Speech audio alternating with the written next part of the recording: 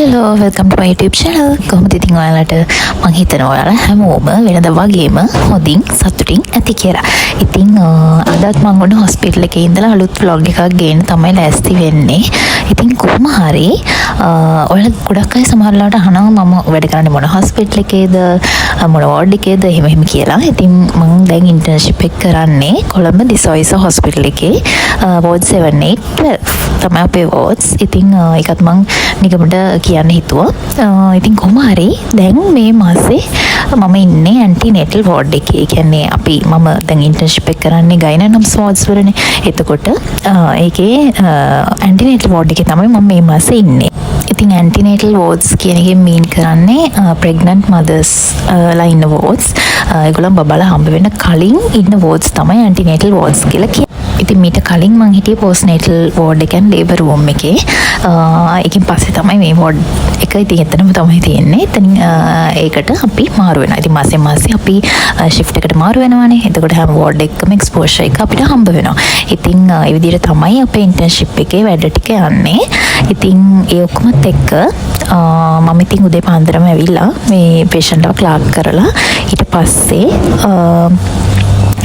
Word rounds එනකම් ඒ විදිහට ඉතින් ක්ලාක් කරලා බලාගෙන ඉන්නවා. වෙනද වගේම ඉන්වෙස්ටිගේෂන්ස් ඒ වගේ ගොඩක් දේවල් කරන්න තියෙනවා. ගොඩක්ම ප්‍රෙග්නන්ට් මදර්ස්ලට CTG දාන්න වගේ වැඩ තමයි ඇන්ටිනේටල් වෝඩ් එකේ. ගොඩක්ම පේෂන්ට්ලව මොනිටර් කරනවා, CTG දානවා. එතකොට ඒගොල්ලන්ගේ ස්කෑන්ස් වලින් බබාලගේ තත්ත්වය කොහොමද, CTG වලිනුත් ඒකට අදාළ විස්තර ගන්නවා. මොකද අපිට ඒ අම්මලගේ බඩ ඇතුලේ ඉද්දි බබාලව පේන්නේ නැහැනේ. ඉතින් එයාලගේ ඔක්කොම වෙන දේවල් heart rate එක, ඒගොල්ලෝ දඟලට හැටි ඒවා ඔක්කොම ස්කෑන්ස් වලින් CTG වලින් තමයි අපිට බලා ගන්න පුළුවන්. ඉතින් එයාලා බඩ ඇතුලේ ඉන්නකම් අපිට එයාලගේ තත්ත්වය ගැන වෙන තොරතුරු ගන්න විදිහක් නැහැනේ. ඉතින් ඒ වගේ දේවල් ඔක්කොම කළා මේ පේෂන්ට්ලව මොනිටර් කළා. ඊට පස්සේ එයාලගේ බබාලා එළියට ගන්න ක්‍රමය, එතකොට මොන සති ගානෙන්ද බබාලව අපි ගන්න ඕනේ, ඒ වගේ දේවල් ඔක්කොම වෙනස් වෙනවා. ස්කෑන්ස් සහ CTG වල ඒ වගේ තත්ත්වය මත. ඉතින් ඒවා එක තමයි ඩිසයිඩ් කරන්නේ ඒගොල්ලන්ගේ time of delivery, mode of delivery ඒ වගේ දේවල්. commercial break. ඉතින් ඇත්තටම මම අද දවස් රෙකෝඩ් කරලා vlog එකක් හදාන්න හිටියට මට ටිකක් කළා යද්දි ඒක අමතක වුණා. ඇත්තටම පොඩක් කම්මැලි හිතුණා මුලදී. ඊට පස්සේ අමතක වෙලාම ගියා vlog එක හදන එක. ඉතින් මට ඕන තරමට වීඩියෝ ක්ලිප්ස් ගන්න පුළුවන් වුණේ නැහැ. ඒ නිසා මම හෙට අනිවාර්යයෙන්ම vlog එකට වීඩියෝ ක්ලිප්ස් අරගෙන vlog එක හදලා දානවා. මේ සතිය ඔයගලන්ට බලන්න. ඉතින් මම මේ සතියේ ඉන්නේ ඇන්ටිනේටල් වෝඩ් එකේ. ඉතින් ඒකේ vlogs තමයි ඔයාලට මේ මාසේ බලා ගන්න පුළුවන් වෙන්නේ. මම ඇන්ටිනේටල් වෝඩ් එකේ තමයි මේ මාසේ ඉන්නේ. ඉතින් මගේ vlog එක මම ගොඩ කාලෙකින් තමයි මෙන්න කතා කරන්නේ. I have missed it so much actually. And what I wanted to say is thank you everyone for watching my vlogs, subscribing, commenting, liking and sharing my content. ඉතින් හරිම positive feedback එකක් තියෙනවා ඔයාලා හැමෝගෙම.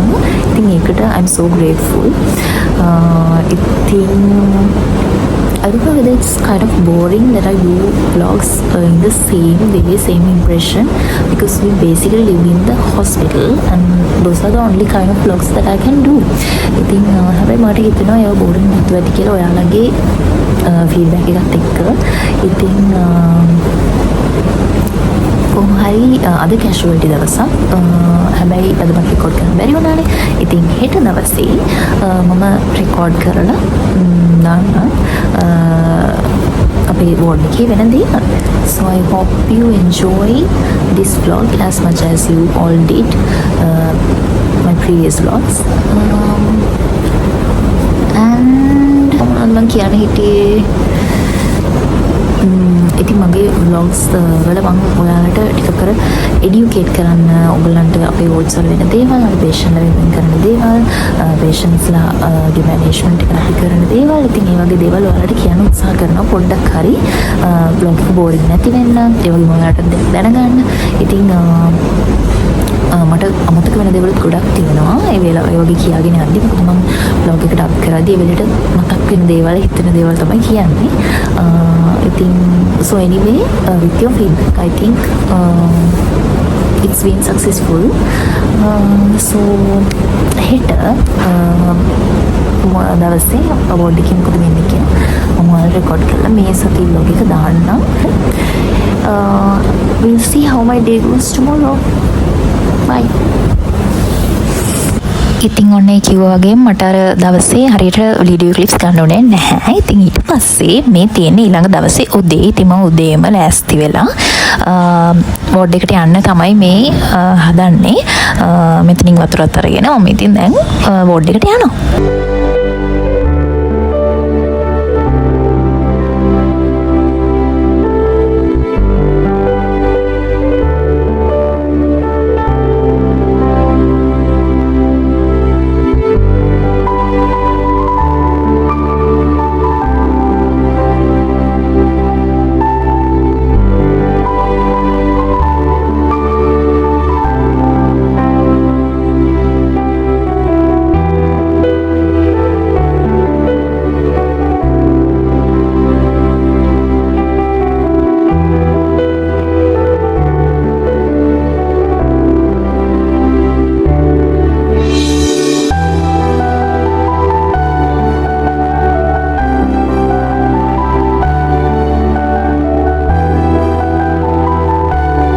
ඇන්ටිනේටල් එකේ ඉද්දී තියෙන ප්‍රධානම දේ තමයි ඇඩ්මිෂන්ස් ගොඩක් එනවා. ඉතින් ප්‍රෙග්නන්ට් මදර්ස් ලා ගොඩක් එනවා ඇඩ්මිෂන් වලට එක රීසන්ස් වලට. ඉතින් ඒගොල්ලන්ගේ සීනි වැඩි වෙලා තියෙන අය, ඒකට ප්‍රෙෂර් වැඩි වෙලා තියෙන අය, ඒව චෙක් කරන්න සමහරවිට ඇඩ්මිට් වෙනවා. එතකොට ඒගොල්ලන්ගේ බබාලා ඩෙලිවර් කරන්න ඇඩ්මිට් වෙනවා. ඉතින් ඒ වගේ ගොඩක් ඇඩ්මිෂන්ස් එනවා ඇන්ටිනේටල් එකේ ඉද්දී. හැබැයි ඒගොල්ලන්ගේ අපි ඩිලිවරි එක ප්ලෑන් කළා සමහරලාට ඩිලිවර් කරනවානේ. ඉතින් ඊට පස්සේ යාලා යන්නේ පෝස්ට්නේටල් වෝඩ් එකට. ඉතින් ඒවා ඩිලිවර් කරන ප්‍රධානම ක්‍රම දෙකක් තියෙනවා. එකක් තමයි සීස කරනවා, නැත්නම් නෝමල් ඩෙලිවරි ගන්නවා. ඉතින් අපි ඒගොල්ලන්ගේ අර මං පෝස්ට්නේටල් වලොග්ස් වල කිව්වා වගේම ඒගොල්ලන්ගේ නෝමල් ඩෙලිවරි එකට ෆේවරබල්ද කියලා බලලා එක විදිහවලට ඉන්ඩියුස් කළා. එහෙම තමයි නෝමල් ඩෙලිවරි එකට දාන්නේ. එතනිනුත් නෝමල් ඩෙලිවරි එකේ ඉඳලා ලේබර් රූම් එකේ ඉඳලා සමහර වෙලාවට සීස යන අම්මලත් ඉන්නවා. ඉතින් ඒ වගේ ක්‍රමවලින් තමයි ඉතින් බලව අපි එළියට ගන්න. කොහොම හරි සීස වලට ප්ලෑන් කළාම සීස යන අම්මලත් ඉන්නවා. නැත්නම් ඊට පස්සේ ඇඩ්මිෂන්ස් වෙල් එකපාරටම සමහරලාවට ඒගොල්ලන්ගේ CTG එක හොඳ නැත්නම් ඒ වගේ මොනවා හරි හේතුවක් තියෙනවා නම් සමහරලාවට ඉමර්ජන්සි විදියට සීස යන අම්මලත් ඉන්නවා. ඉතින් මේ දවස් මම ඔන් කෝල් දවසක්. ඉතින් එදා රැවෙද්දී ওই විදියට හවස රවුන්ඩ් එක ක්ලාක් කරා මම. ඉතින් එහෙම කරලා ඊට පස්සේ ඔන් කෝල් දවසට ඉතින් අපි වෝඩ් එකේ ඉන්නේ. ඉතින් ඔන් කෝල් හැම රැයකම එක්කෙනෙක් වෝඩ් එකේ ඉන්නවා. ඉතින් මම ඔන් කෝල්ස් ගැන මම හිතන්නේ වැඩි vlogs වල කියලා නැහැ. ඔන් කෝල් දවස් වලට ෆස්ට් ඔන් කෝල් එක්කෙනා වෝඩ් එකේ ඉන්නවා. සෙකන්ඩ් ඔන් කෝල් ඉඳන් අනිතුරු කට්ටිය යනවා. ඉතින් රෑට සීසර් එකක් වගේ ගියොත් තමයි සෙකන්ඩ් ඔන් කෝල් එක්කෙනාට වෝඩ් එකට එන්න වෙන්නේ. එහෙම නැත්නම් ප්‍රශ්නයක් නැහැ. ෆස්ට් ඔන් කෝල් එක්කෙනා විතරයි වෝඩ් එකේ ඉන්නේ. ඉතින් හැම දවස් 4කට 5ක සැරයක් ඉතින් අපිට ඔන් කෝල් එකක් එනවා. ඊතුරු දවස්වල අපිට රෑට වෝඩ් එකේ ඉන්න ඕනේ නැහැ. ඉතින් එහෙම තමයි අපේ ඉන්ටර්න් ලයිෆ් එකේ ඔන් කෝල්ස් ගෙවෙන්නේ. ඉතින් මේ වගේ ඔන් කෝල්ස් වල ඉද්දි සමහර දවස්වලට රෑටත් මේ වගේ ඩිලිවරීස් වෙනවා, නෝමල් ඩිලිවරීස්. ඉතින් ඇත්තටම නෝමල් ඩිලිවරීස් වෙන එකට මම නම් හරිම කැමතියි. ඉතින් නෝමලි අම්මලා ඩිලිවර් කරන එක හොඳයිනේ. ඉතින් මේ ඉන්නේ වගේ නෝමල් ඩිලිවර් කරපු බබෙක්. ඉතින් ඔන් කෝල් ඉන දවස්වලට මොනවා හරි රෑට ඇඩ්මිෂන් එකක් ආවොත් ඒ වගේ දේවල් වුණොත් ඉතින් අපි ඒක ක්ලාක් කරන්න ඕනේ. මොනවා හරි ඉන්ෆෝම් කරන්න ඕනේ දෙයක් නම් ඉන්ෆෝම් කරන්න ඕනේ. ඉතින් ඒ වගේ දේවල් කරන්න ඕනේ. ඊට කලින් මම ඉතින් ගිහිල්ලා වොෂ් එකක් දාගෙන එනවා. මොකද මම උදේ ආපු ඇඳුම් පිටින්නේ මේ තාම ඉන්නේ. ඉතින් ඒක නිසා මම ඔක්කොම වැඩ ටික ඉවර කරලා ගිහිල්ලා ටක් ගාලා වොෂ් එකක් දාගෙන එනවා. ඉතින් එහෙම වොෂ් එකක් දාගෙන වෙන ඇඳුමක් දාගෙන ඊට පස්සේ රෑට ඇවිල්ලා මම ඒ විදිහට වෝඩ් එකේම නිදා ගන්නවා. රෑට ඇඩ්මිෂන්ස් ආවොත් ඉතින් බලනවා. ඉතින් එදා රෑ නම් ඇත්තටම ඇඩ්මිෂන්ස් ආවේ නැහැ. ඉතින් ඒ නිසා මම ඉතින් නිදාගෙන ඊට පස්සේ දවසේ උදේ තමයි ආයෙ නැගිට්ටේ ARM එකක් කරන්න. ඉතින් ARM කියන්නේ artificial rupture of membranes. ඒවා අපි සාමාන්‍යයෙන් උදේම කරනවා මේ ඉන්ඩියුස් කරන අම්මලගේ. ඉතින් එහෙම artificially membranes rupture කරලා බබාලව ගන්න එක ඉන්ඩියුස් කරනවා. ඉතින් මම මේ උදේ පාන්දරම ඇවිල්ලා ඒක තමයි කරන්න බලාගෙන ඉන්නේ.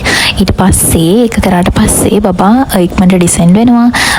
එහෙම වෙනවා. ඉතින් එතකොට යාලට නෝමල් ඩෙලිවර් කරන්න ලේසි. ඉතින් ඔන්න ඔය විදිහට තමයි මේ දවස්වල මගේ ඉන්ටර්න් ලයිෆ් එක ගෙවෙන්නේ. ඉතින් මම මේ vlog එක මෙතනින් ඉවර කරනවා. Thank you so much everyone for watching this vlog until the end. ඉතින් ඔයාලා තාමත් මගේ channel එක subscribe කරලා නැත්නම් ඉක්මනට subscribe කරන්න. ඉතින් ඊළඟ vlog එක අරන් එනකන් ඔයාලා හැමෝටම bye.